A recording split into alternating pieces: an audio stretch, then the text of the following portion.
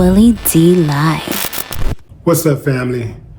Djimon Hounsou, one of the best actors in the game, recently revealed that although he's been nominated for 2 Oscars and has been in some of the biggest blockbuster movies out, he is underpaid and struggling financially. How, one might ask, especially considering that he's been in over 70 films. Amistad was big. Gladiator, big. Blood Diamond, big. Any one of those films, one might argue, should have set him up. Not so fast. See, when you first get in the game, it's one thing. So I don't care how big the movie is. If it's your first acting credit, you ain't gonna get the paper. But he had 2 more to spare. You know, he still had 2 more big blockbusters to spare at least, and so many other films. How is it that he's struggling financially, one might ask? It's simple, fam. Let's break it down. Let's just say, I don't even know what his numbers are, but let's just say he made $1 million on one film. By the way, he's been acting for 30 years. He's been in the game 30 years. He's done over 70 flicks. So that's an average of about a little over 2 films a year, right? Okay. Let's say he made $1 million a year. Let's say that's where he was right, not a year, but let's just say he made $1 million 1 year. 1 year he made $1 million. Maybe he shot a couple of films, but he made $1 million 1 year, right? Let's take out 40% for the IRS. In fact, let's be a little bit more conservative. A little bit more liberal with it, right? Let's say 30%. 30% goes to Uncle Sam. Now he's down to $700,000.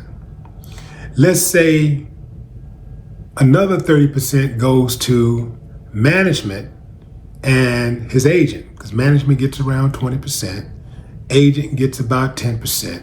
So that's 60% gone off the top. He's down to $400,000, right? Out of $1 million, he's down to $400,000.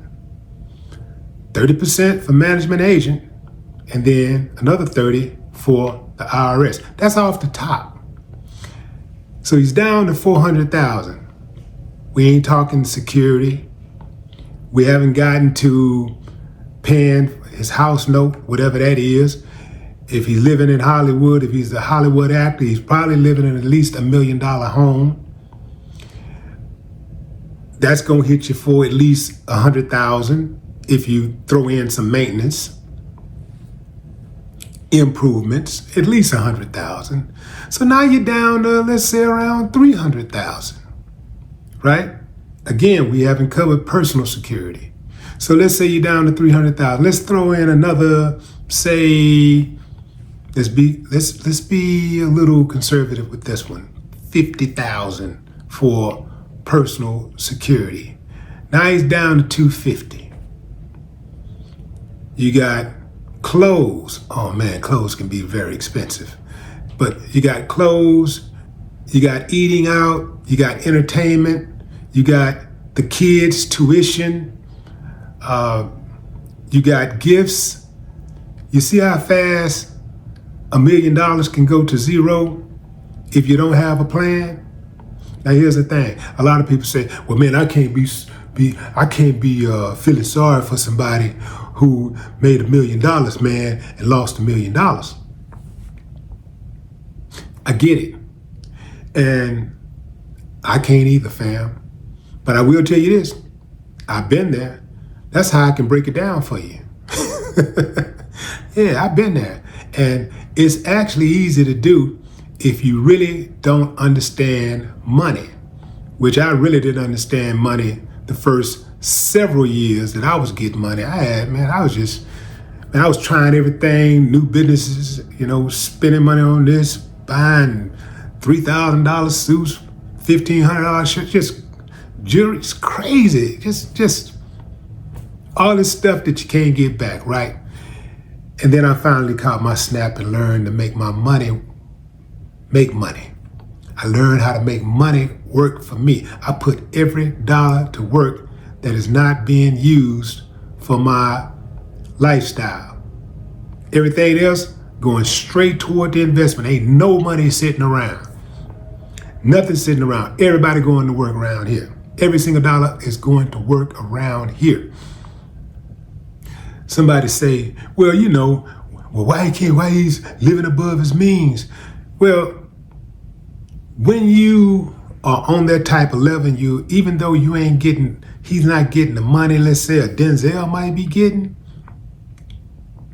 he's still very popular. Not as popular as Denzel, but he's very, very popular. So he can't just live anywhere.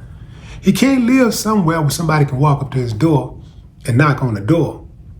Just pull up on him. He can't just live anywhere. So you can't necessarily buy what Denzel buy, and you probably can't live in the exact neighborhood Denzel lives in, but you can get in close proximity. And it'll probably be expensive.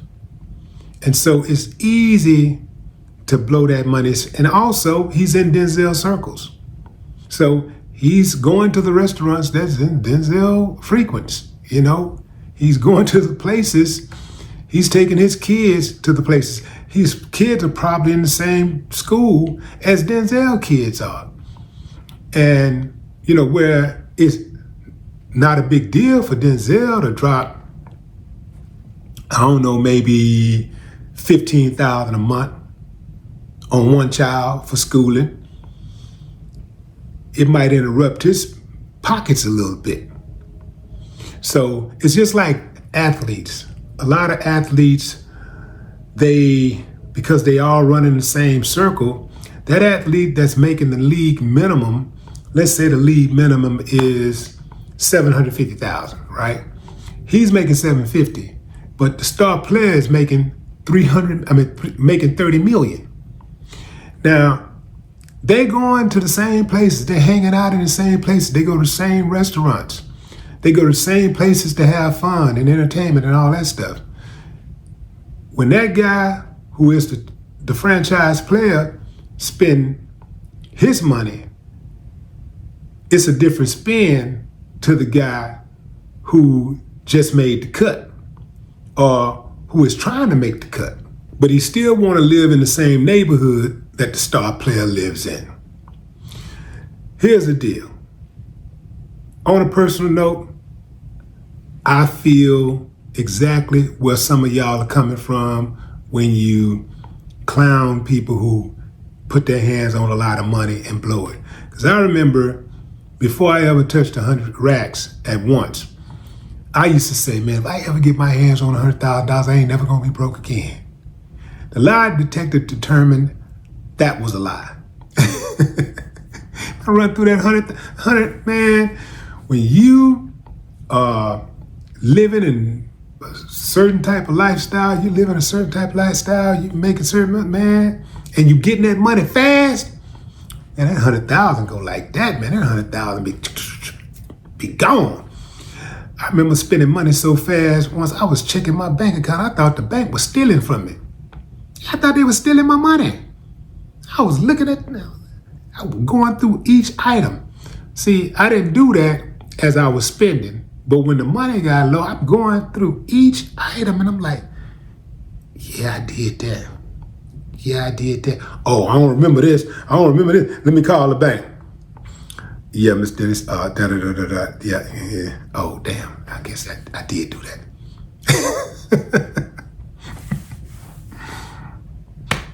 This is why also, fam, I don't be tripping when I hear about how artists say that they got ripped off.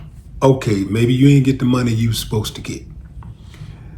You supposed to get 10 million, you got $1 million. Or you're supposed to get 10 million, but you ain't get nothing off the record, but you made $1 million on the road, or you made 2 million on the road.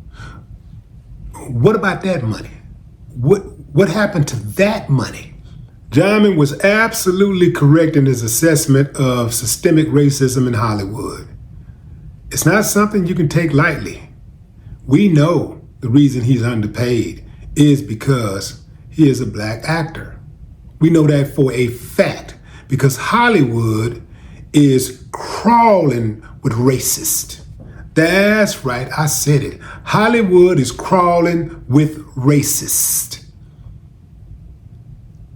So, buckle up, ain't nothing gonna change anytime soon. Not unless all the racists miraculously disappear. And I wouldn't hold my breath on that. No more talk.